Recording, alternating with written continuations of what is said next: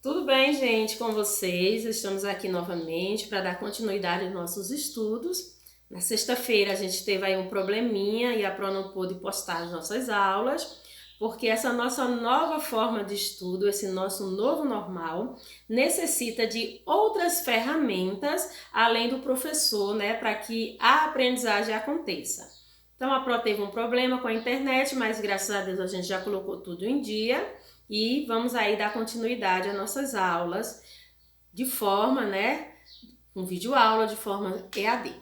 Na nossa última aula, a Pro trabalhou com vocês a questão do gênero textual injuntivo, esse tipo de gênero tão presente no nosso cotidiano através de tipos textuais que compõem esse gênero, né? Podemos perceber aí qual a ideia principal do gênero, qual característica tão marcante torna os tipos textuais inseridos no gênero textual.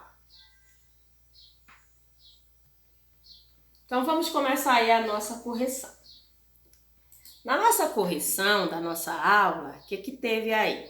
A Pro mandou para casa, para vocês, né, uma atividade sobre gênero textual, estava lá no grupo da escola, vocês tinham que acessar para que vocês fizessem a atividade. Nessa atividade tinha um texto, uma receita, era a receita de panqueca, e depois eles iam responder no caderno de vocês sobre essa receita. Então, vou ler para vocês o texto e depois a gente vai para as perguntas. Então, lá na receita panqueca, os ingredientes eram 2 copos de farinha de trigo, 2 copos de água, 2 ovos, 1 colher de queijo ralado e um tablete de caldo de carne. No modo de fazer, dizia assim: bata todos os ingredientes e frite em frigideira, apenas untada com óleo quente. 1 concha por panqueca. Rendimento: 12 panquecas. Vamos trabalhar agora o nosso texto. Diz assim, ó. Primeiro, o texto panqueca é um exemplo de texto injuntivo. Quais características podemos apontar que comprove a afirmação? Então, uma das características marcantes desse texto é a questão de que a proposta principal é ensinar, né, aconselhar, trazer aí uma informação para que você consiga desempenhar uma função. Então, podemos escrever aí: um dos objetivos é ensinar a executar uma função, e a outra característica é a presença de verbos no imperativo. 2. A presença de verbos no imperativo é uma característica própria dos textos injuntivos. Retire do texto 2 verbos neste modo verbal. Então, lá do texto, no modo de fazer, podemos retirar o verbo bater e o verbo fritar como exemplos de verbos que estão aí no imperativo, que ele disse: bata, né, todos os ingredientes e frite em frigideira apenas untada. 3. Qual o objetivo principal dos textos injuntivos? Ensinar a fazer alguma coisa. 4. O texto panqueca cumpre com o objetivo desse tipo de texto? Por quê? Sim, porque ele nos ensina através do passo a passo como executar, né, as funções para que no final a gente consiga executar fazendo a nossa panqueca. Então, vamos colocar aí sim, porque nos ensina passo a passo a executar uma função.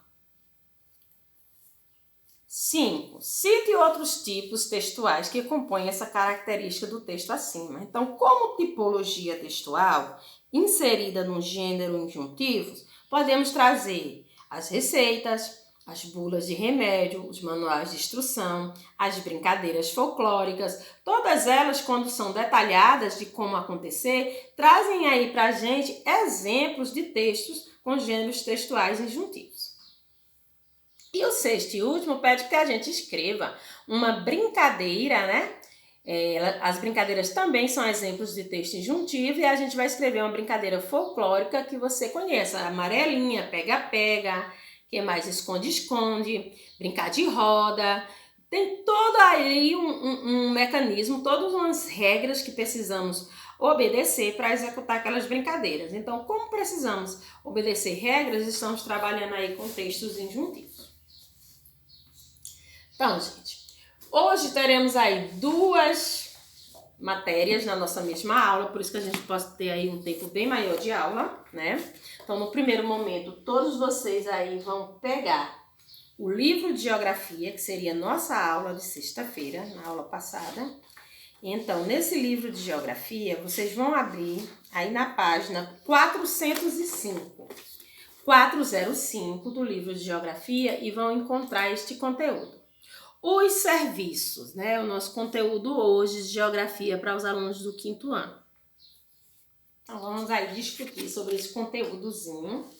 Tranquilo, vai ser um conteúdo tranquilo. Tentou resumir bem para vocês, para que não fique uma aula tão extensa. Então, vamos aí, ó. Primeiro a gente vai descobrir de onde veio essa palavra, a palavra serviço.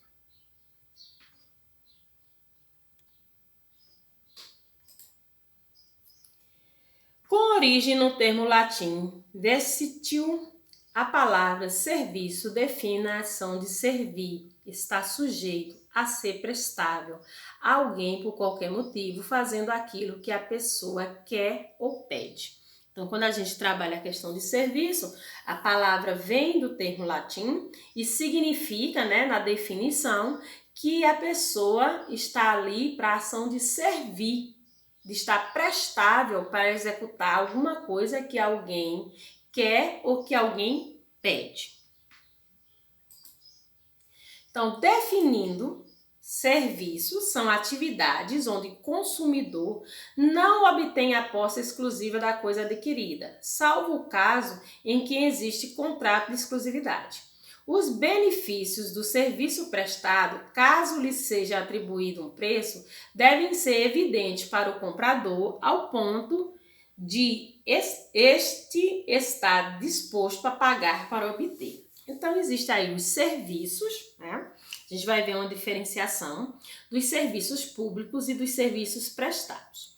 Não pensem vocês, 5º ano, que nessas 2 modalidades de serviço não há um pagamento.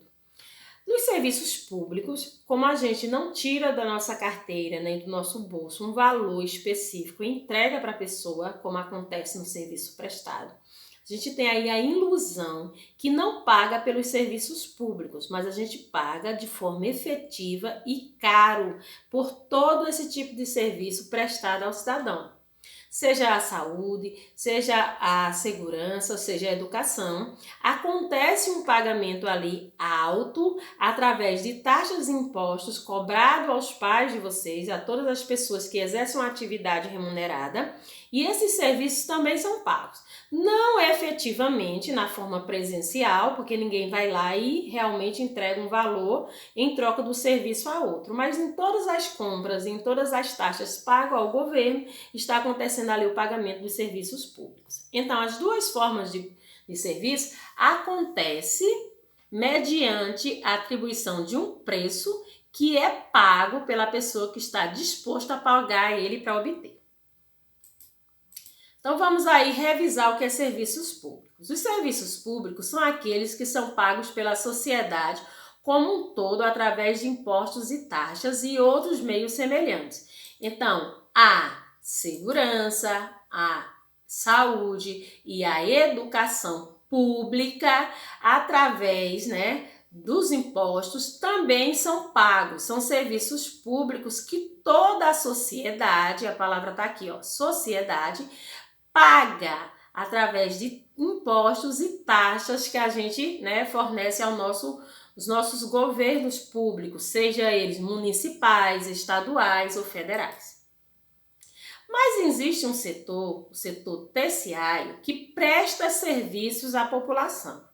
Nesse setor terciário, vai acontecer ali a prática de serviços onde você paga de forma efetiva por aquele serviço prestado, né? É necessário que seja taxado um valor para que aquele comprador, a pessoa que queira o serviço, saiba se pode pagar ou não.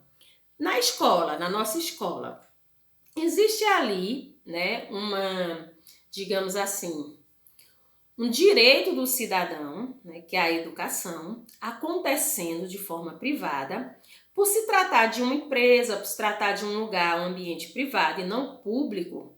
Ele acontece na forma do setor terciário, porque ali os professores estão fornecendo um serviço de educação mediante o pagamento de um valor. Então, o professor da escola particular, ele trabalha, ele fornece o trabalho dele, que é a educação, a passagem de conteúdos, de conhecimentos, e em troca desta aula ministrada pelo professor, acontece um pagamento em forma de mensalidade pelos pais de vocês, né? E aí, a educação está acontecendo no âmbito privado e a educação do âmbito privado também é paga. A do público mas é paga por toda a sociedade, e a que acontece no privado é paga de forma efetiva pelos pais de vocês. Mas aí você pode se perguntar, o que é setor terciário, Pro? Vamos descobrir? Então, o setor terciário, também conhecido como setor de serviço, é aquele que engloba as atividades de serviços e comércios de produto.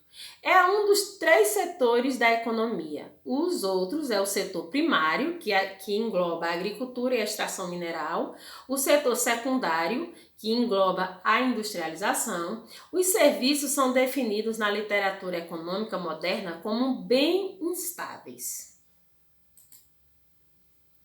O setor terciário envolve as provisões de serviços tanto para outros negócios como para consumidores finais. Estes podem estar envolvidos com transporte, venda, distribuição de bens dos produtores aos consumidores. Como componentes do setor terciário, a gente pode informar aí, quem faz parte do setor terciário, né?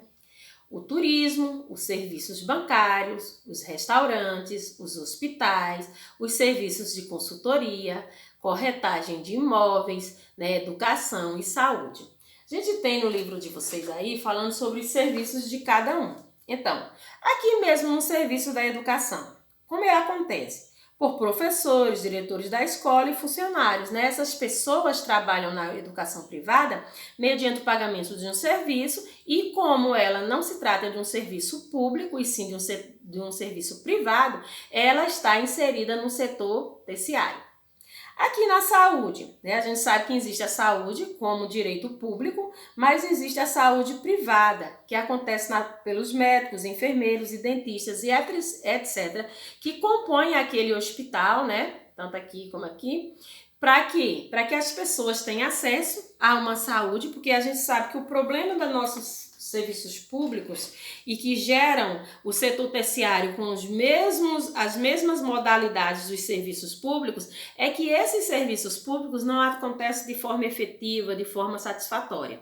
Então, o que acontece? Acaba se gerando também no setor terciário, que é o privado, a questão da mesma modalidade do serviço público, como saúde, educação e segurança, de forma privada. As pessoas estão aí tentando se acercar de coisas que possam funcionar, né? Podemos ter uma diferenciação agora mesmo, no período de pandemia.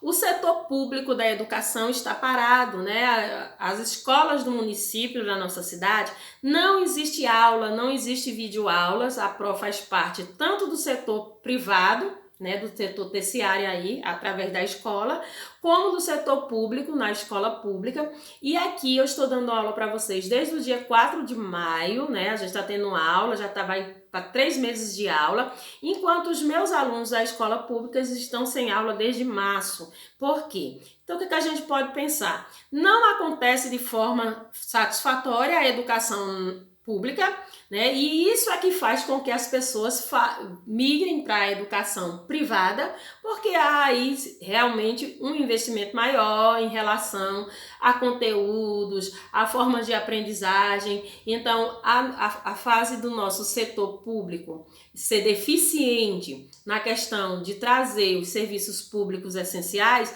fazem com que esses mesmos serviços públicos passem a compor o setor privado também. A gente precisa, né, complementar, se a gente precisa ir atrás de uma coisa de qualidade e acaba pagando, né, 2 vezes pelaquela mesma coisa.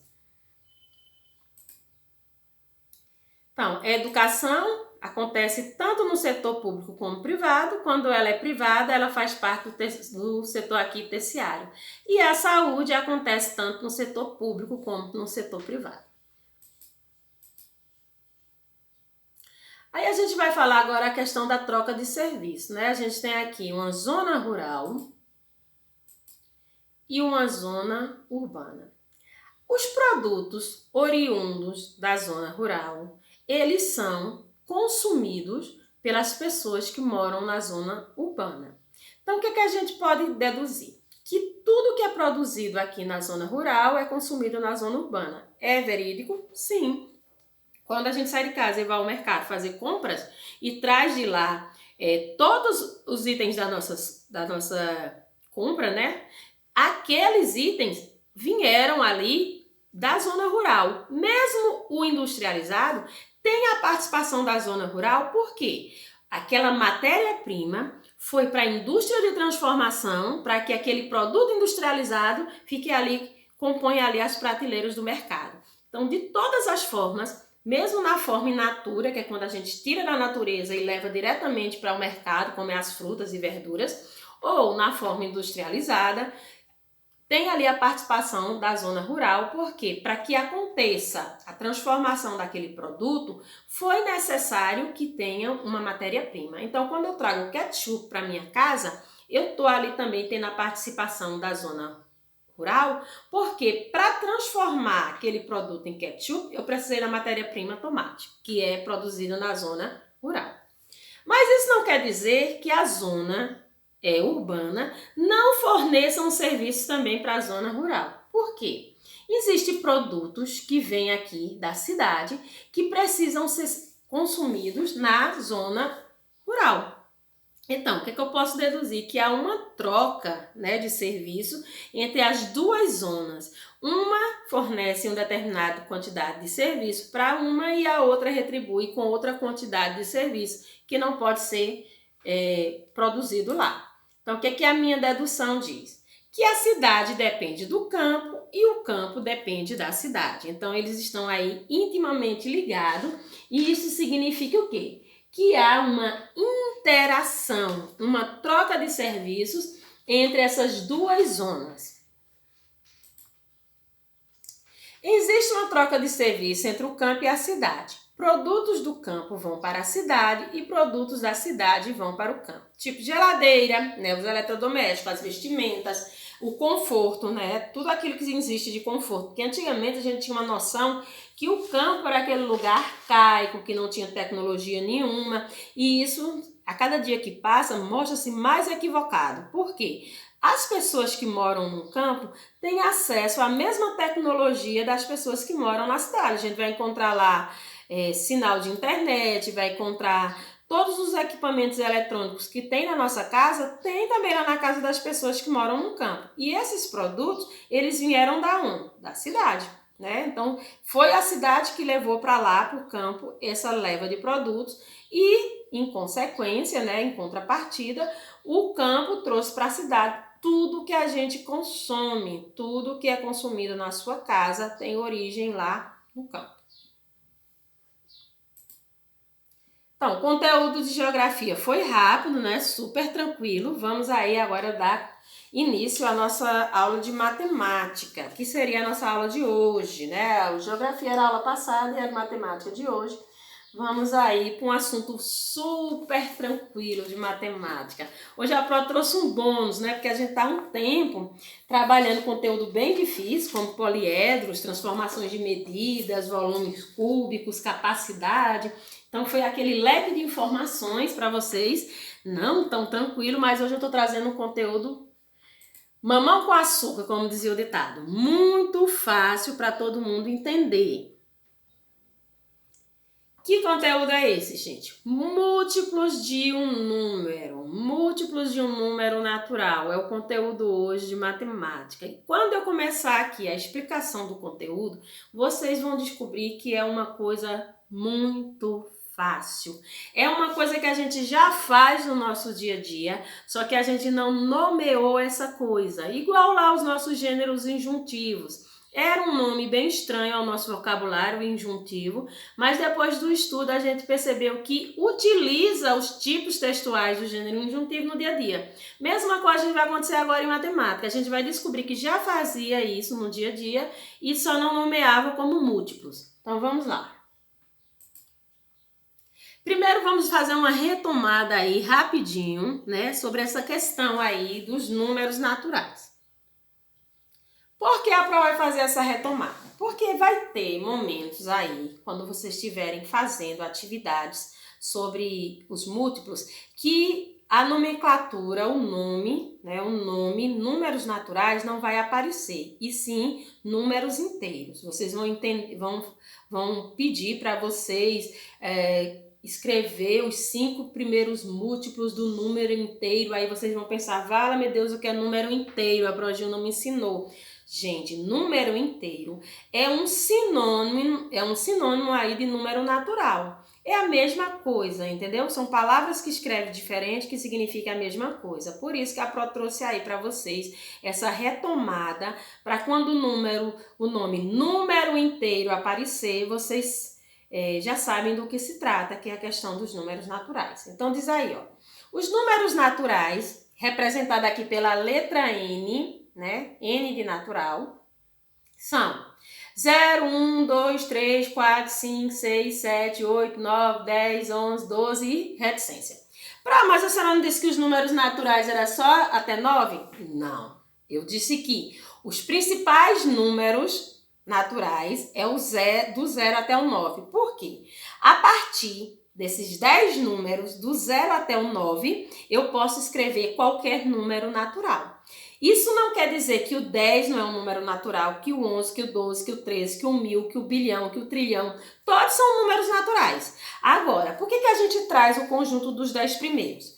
Porque se eu utilizar do 0 até o 9, a partir desses 10 números, eu consigo escrever qualquer número natural. Mas esse aí tem um leque, enorme. São números positivos que agrupam num conjunto chamado de N, composto por um número, ó a palavra aqui, ó, ilimitado de elementos. Então, não tem limite os números naturais. Se um número é inteiro e positivo, podemos dizer que ele é um número natural. Então, quando alguém citar o nome número inteiro, número positivo, eu estou falando de quem? Números naturais. Ninguém vai ter mais dúvidas sobre isso.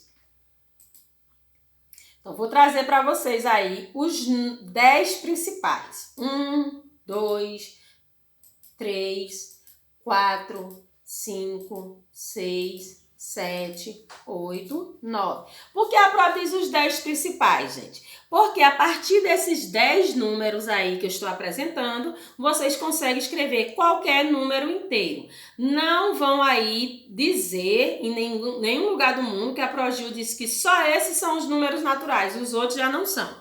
Não é isso. Esses aí compõem quem? Compõem os números principais. Principais porque vocês utilizam para escrever qualquer número. Nessa primeira slide foi que a gente aprendeu, quinto ano, que quando se referir a número inteiro, está se falando de número natural. Então, ninguém vai aí não fazer a tarefa porque não sabe o que é número inteiro. Você sabe porque você estudou que era número natural. Então, aí vamos descobrir o que é um múltiplo. Ó, os múltiplos de um número inteiro são um conjunto de elementos que são obtidos após a multiplicação desse número fixo por todos os outros números inteiros. O que é que ele quis dizer com isso? Vamos fazer assim, vamos trazer para miúdos, vamos simplificar. Se eu pegasse aí um número fixo, seria o 6. Por que o 6 é o fixo, Pro? Porque ele aparece em todas as multiplicações. Perceberam? Ó, estou usando o 6 em todas as multiplicações. E aí ele disse, a multiplicação de um número fixo por outros números inteiros. Então eu peguei aí o 1, o 2, o 3, o 4, o 5, o 6, o 7, o 8, o 9 e o 10. Peguei outros números e multipliquei pelo número fixo. Quem era o número fixo aqui? O 6.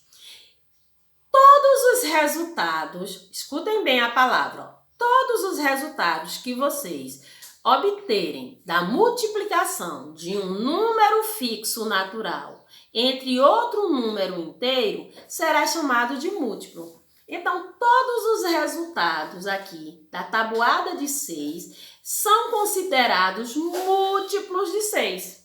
Olha o que se diz aqui, ó.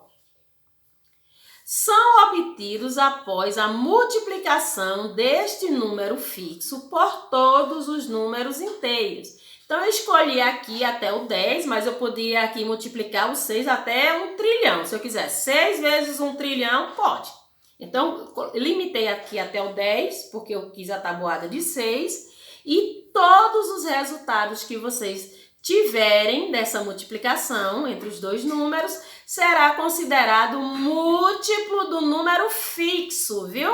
Múltiplo do número que encabeça todas as multiplicações. Então, 6 é múltiplo de 6, 12, 18, 24, 30, 36, 42, 48, 54 e 60. São os 10 primeiros múltiplos de quem? De 6. Por que de 6 e não de 1, e nem de 2, e nem de 3? Porque a gente está fazendo aqui os múltiplos do número fixo. Entenderam aí o que é um múltiplo, né? Então, vamos para frente. Eu tenho aqui a tabuada de 6 e vou trazer aqui para vocês o que? Ó, exemplos. Eu tenho a tabuada e eu vou fazendo, ó.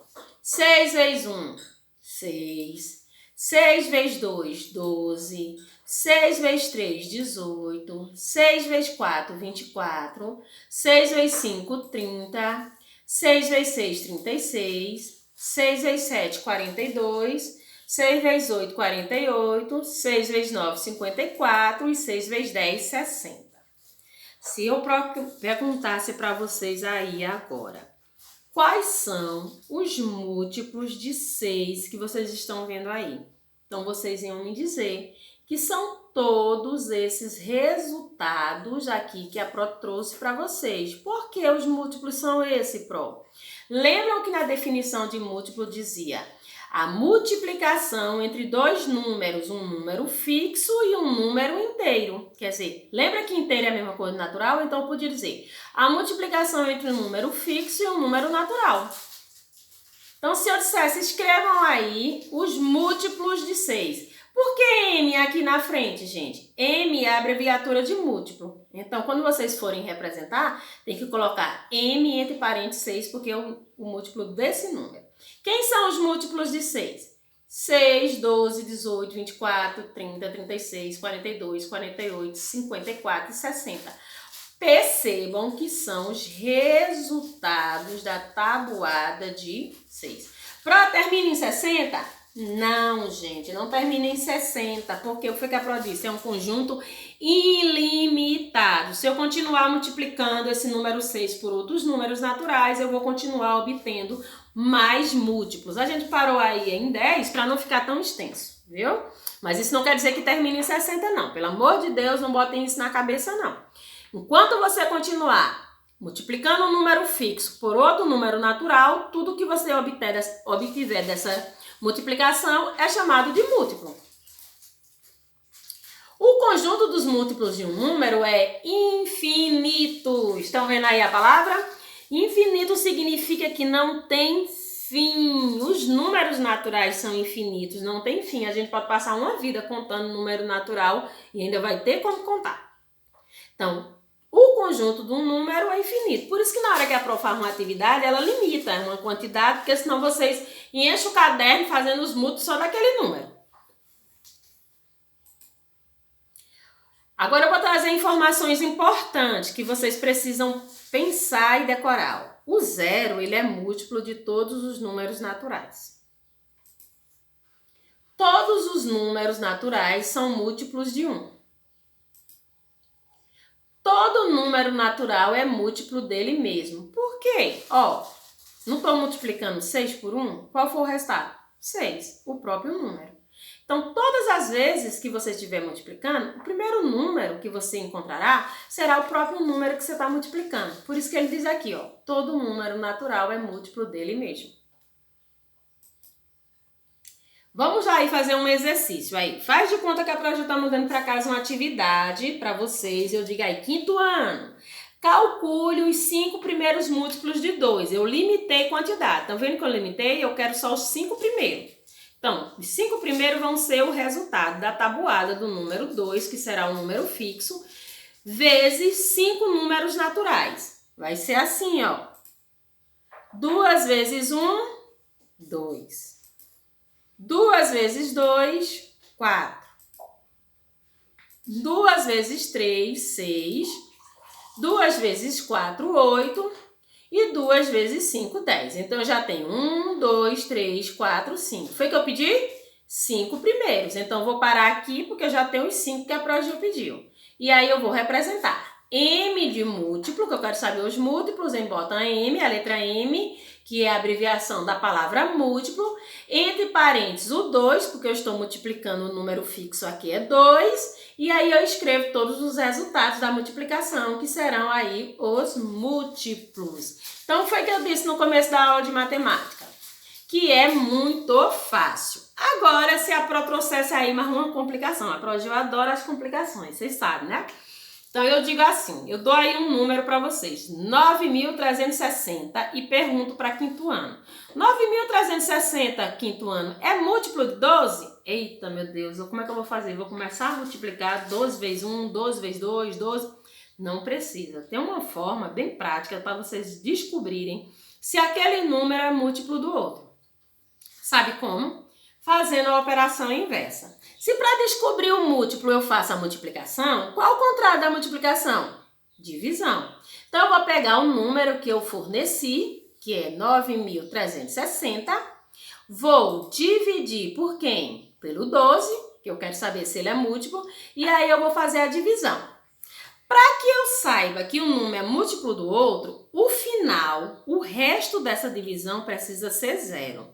Se o resto for diferente de 0, significa que um número não é não é múltiplo do outro. Pro, não entendi nada. Presta atenção. Eu dei um número aí, 9.360, e perguntei para você se ele era múltiplo de 12. Para você descobrir, você vai fazer o quê? Vai pegar as duas informações que eu lhe dei e vai fazer uma divisão. Se no final dessa divisão o resto for 0 e a conta for exata, significa que ele é múltiplo. Se o resto for diferente de 0 e a conta for não exata, significa o quê? Significa que ele não é múltiplo. Então, vamos lá.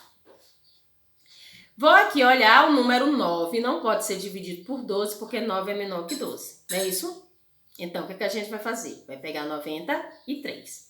Então, vou procurar na tabuada, né, de 12, fiz aqui a tabuada de 12 todinha, tá vendo? Ó, 12 vezes 1, 12, 12 vezes 2, 24, 12 vezes 3, 36 e assim por diante. Porque existe tabuada de todo número, gente. É só que a gente bota na cabeça que só tem tabuada até 10, mas se eu quiser fazer aí 1 bilhão vezes 1, 1 bilhão vezes 2, eu faço a tabuada de 1 bilhão, não tem problema. Então, vamos iniciar a nossa divisão. Vou procurar na tabuada de 12, que é meu divisor, se existe aqui como resultado o número 93. Já percebi que não tem. Tem 96, mas eu não posso usar o 96 porque ele é maior que o 93. Isso aí a gente já sabe como regra, né? Então, agora eu vou procurar quem? O número que chega mais próximo. Quem é que chega mais próximo de 93 aqui? O número 84. Então, 12 vezes 7 é 84. O 7 eu vou escrever no quociente. Então, vou tirar ele daqui e vou botar ele aqui. E essa 84, que é resultado, eu vou escrever embaixo do meu 93. E vou fazer uma conta de menos. Não é isso? Eu tenho 3, não posso tirar 4. Eu peço emprestado aqui um 9, vai virar 13 e aqui vai virar 8. Então, 13 menos 4 vai dar 9. Terminei minha continha, gente? Não. Vou baixar o 6. O 6 daqui eu vou botar aqui. Agora eu volto na tabuada de 12 e vou procurar se existe o resultado 96. Tem? Sim, aqui ó, 96. 12 vezes 8 é 96. Então, o 8 que estava aqui, a gente vai levar para o quociente. Então, tirei ele daqui e levei ele para ali. Tá vendo? E o 96, que era resultado, eu vou colocar embaixo do outro 96 para fazer minha continha de menos. 96 menos 96 é igual a 0, 0. Mas percebam que ficou um 0 aqui em cima, não ficou? Mas aí a gente não vai mais dividir esse 0. O que a gente vai fazer com ele? Vai baixar ele, vai escrever aqui, e vai acrescentar ele no quociente também. Então, qual foi o resultado, gente? Qual foi o resultado aqui do resto? Foi 0. E o que foi que a Pro disse? Se o resto fosse 0, a conta seria exata e significa que 9.360 é múltiplo de 12. Tranquilo para vocês fazerem a divisão aí nesse processo para saber se um é múltiplo de outro sem precisar fazer a tabuada. Não é muito fácil, né? Fez uma divisão que eu acredito, pelo amor de Deus, que todo mundo do quinto ano já sabe dividir e é tranquilo para a gente fazer. Então, foi o que eu disse no começo da aula. Conteúdo mamão com açúcar, super fácil para vocês fazerem. Vamos agora para a nossa atividade. Hoje tem 2 atividades. A aula de geografia vai ter como atividade na página 406 sobre serviços. E aí, matemática, página 203 e 204. Então, hoje todo mundo tem muita coisa para fazer, que é para compensar a folga que eu dei a vocês na sexta-feira. Então, fiquem com Deus e até a nossa próxima videoaula.